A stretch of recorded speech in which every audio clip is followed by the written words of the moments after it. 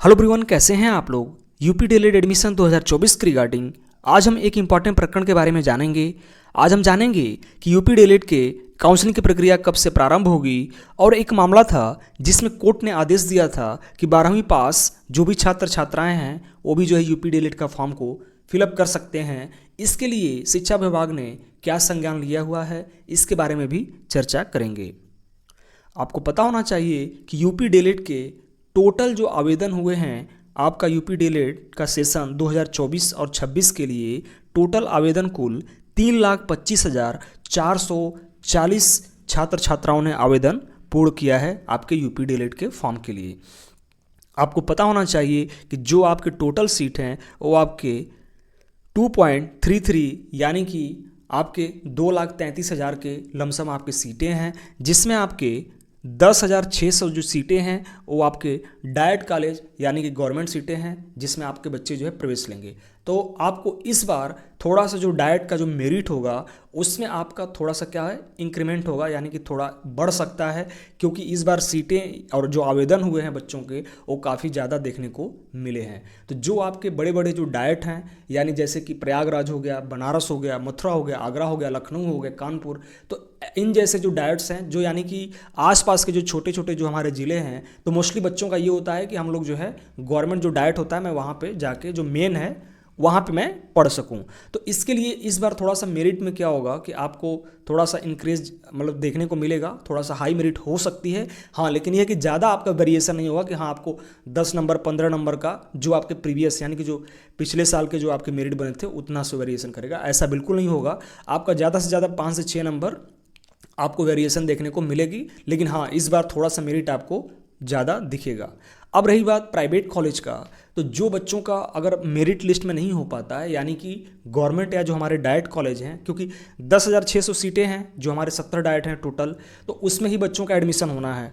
अब उसमें नहीं हो पाता है तो जो और बाकी के जो बच्चे हैं यानी जिनको प्राइवेट में एडमिशन लेने हैं, तो उनको मैं यही कहूँगा कि आप लोग जिन भी अपने जनपद में प्राइवेट में एडमिशन लेना चाहते हैं तो आप लोग उससे पहले ज़रूर उस प्राइवेट कॉलेज में जाके विजिट करिएगा। वहाँ के जो प्रिंसिपल होंगे उनसे जो भी चीज़ें हैं, आपका प्रवेश की प्रक्रिया कैसे होगी, आपके पैसे कितने, देखिए पैसे ऑलरेडी प्राइवेट के क्या हैं आपके 41,000 हैं एक साल के।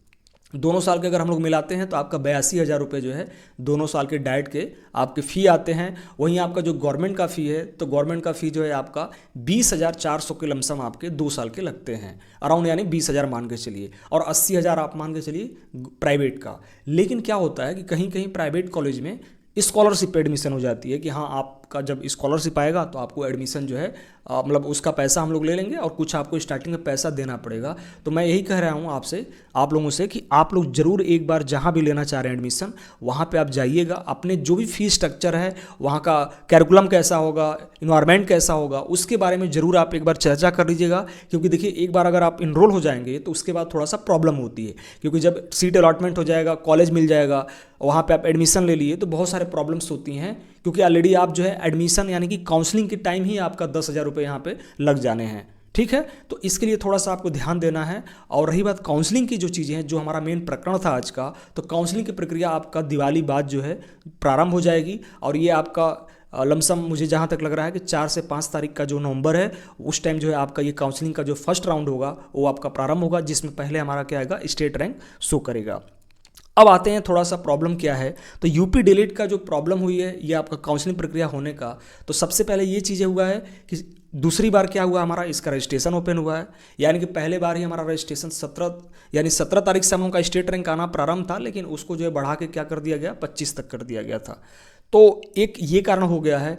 दूसरा कारण जो हमारा देखने को मिल रहा है कि यूपी डीएलएड का जो आवेदन का प्रक्रिया में आपका हो जाने के बाद जो काउंसलिंग में क्या है लेट हो रही है। तो दूसरी मामला आता है कि जो हमारा कोर्ट है, कोर्ट ने ये कहा था कि जो 12वीं पास के जो आपके छात्र छात्राएं पास हैं वो भी जो है इस साल का यूपी डीएलएड का फॉर्म को भर सकते हैं।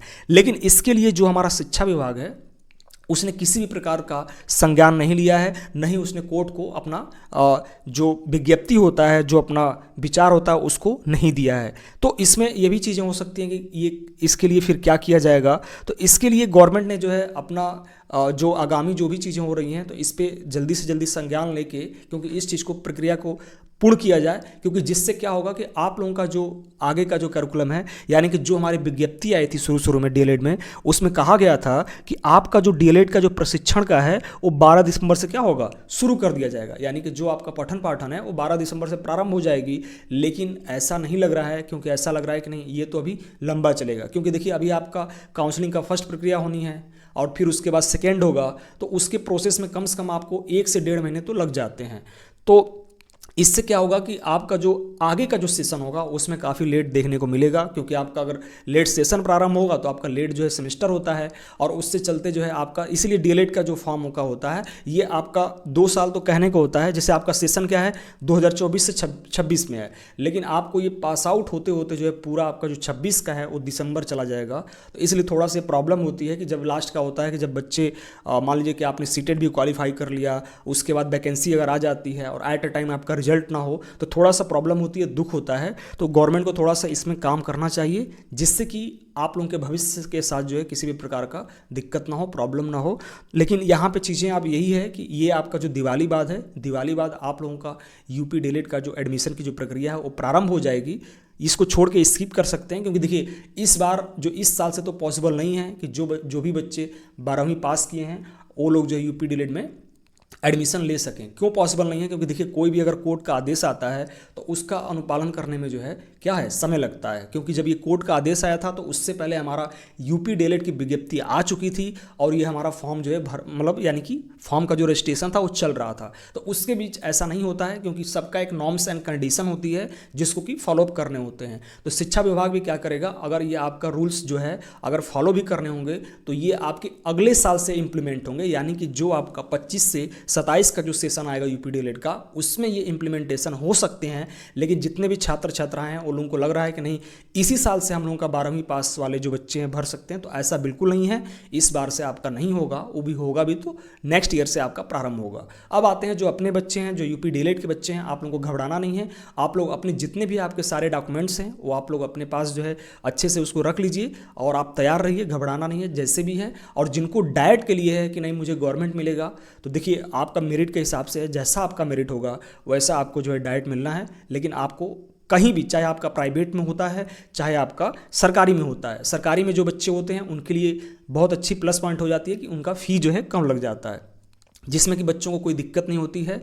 और दूसरी चीज़, जो बच्चे प्राइवेट में हैं तो उनमें फ़ी लगेगी। लेकिन आपको एक चीज़ मेन ध्यान देना है कि आप चाहे गवर्नमेंट में एडमिशन होता हो चाहे आपका प्राइवेट में होता हो, आपको अच्छे से मेहनत करना है और पूरा एक जी जान से मेहनत करना है कि आपको 2 साल बाद जो है आपको कहीं ना कहीं जो है लग जाने हैं, चाहे वो आपका प्राइमरी में हो जाए चाहे आप जूनियर में टीचर बन के उभरे। तो ये चीज़ें होगा, तो अभी से आप लोगों को मेहनत करना होगा और एक पेशेंस रखना होगा। देखिए गवर्नमेंट का चीज़ें होती है, थोड़ा सा बीच बीच में प्रॉब्लम्स आपको देखने को मिलते ही मिलते हैं, लेकिन आपको घबराना नहीं है, आपको अपना कार्य करना है। तो आप लोगों का काम यही है कि आप लोग डॉक्यूमेंट के साथ तैयार रहें, और आपका यूपी डीएलएड का जो प्रक्रिया है वो आपका दिवाली बाद प्रारंभ हो जाएगी। इसमें आपके जो प्रारंभ होते हैं, तो सबसे पहले आप लोगों ने रजिस्ट्रेशन कर लिया, जो 2 फेज में आपको किया गया है। उसके बाद आपका क्या होगा, नो स्टेट रैंक, आपका स्टेट रैंक आएगा, जिसमें आपके जैसे जैसे आपके मेरिट हैं, यानी जो आपके परसेंटाइल जो बनेंगे आपके 10th के 12th के ग्रेजुएशन के, उसमें आपका शो करेगा 1 से स्टार्ट होकर जितने भी बच्चों का होगा। उसके बाद आपका क्या होगा, तो उसके बाद आपका कैंडिडेट चॉइस फिलिंग होगी। चॉइस फिलिंग में आपका यहीं पे जो है 5,000 रुपये लगते हैं, यानी आप कॉलेज अलाट करेंगे, तो कॉलेज अलाट करते हैं जिसमें जैसे आप डाइट भी रख सकते हैं, प्राइवेट रख सकते हैं, तो यहीं पे आपको 5,000 रुपये पेमेंट करने होंगे। उसके बाद जब पेमेंट कर लेंगे तो आपका क्या होता है, रिजल्ट आता है। तो रिजल्ट आने के बाद क्या होती है कि हमारी सीट अलॉटमेंट जो है किया जाता है, यानी अलॉटमेंट लेटर निकाला जाता है रिजल्ट के बाद। तो रिजल्ट में आपको ये दिखा देगा कि आपको कौन सा प्राइवेट या कौन सा डाइट आपको प्राप्त हुआ है, मिला है। जब हमको अलॉटमेंट लेटर जब मुझे निकालना होता है तो उस दौरान भी हमारा कितना लगता है, 5,000 रुपये लगता है। यानी कि आपके पूरे टोटल काउंसलिंग की प्रक्रिया में, यानी कॉलेज से लेकर चॉइस फिलिंग तक जो है आपके 10,000 रुपये यहीं लग जाते हैं। जो बाकी के शेष आपके पैसे होते हैं, तो आप या तो डाइट में होता है तो आप डाइट में जो बाकी के पैसे दे सकते हैं, या आपका प्राइवेट मिलता है तो प्राइवेट में आपको बाकी के पैसे देने होते हैं। लेकिन एक चीज़ जरूर ध्यान दीजिएगा कि जो भी बच्चे प्राइवेट में एडमिशन लेंगे वो लोग जरूर अपनी इन्फॉर्मेशन, यानी क्या है स्ट्रक्चर, क्या है कैरिकुलम, कैसा होगा, फीस स्ट्रक्चर क्या है, एक बार जरूर आप लोग भौतिक रूप से कॉलेज जाके जरूर आप लोग पता कर लीजिएगा, जिससे कि आपको आगामी में किसी प्रकार का दिक्कत ना हो। और कोई भी अगर आपको क्वेरी होती है, कोई भी अगर आपको प्रॉब्लम होता है, इशू होता है, तो आप लोग जरूर जो है मेरे से कांटेक्ट कर सकते हैं। ठीक है ना, धन्यवाद।